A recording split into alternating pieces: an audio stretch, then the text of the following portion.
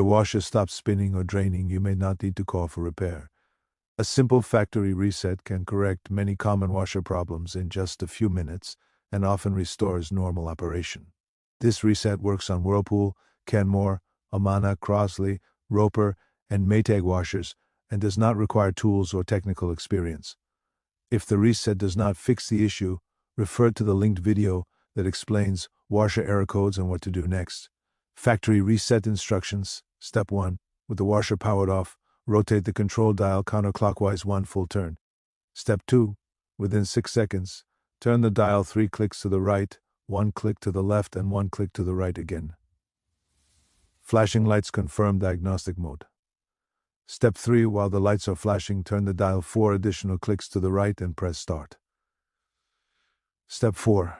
Wait several minutes. If the washer shuts off and the lid unlocks, the reset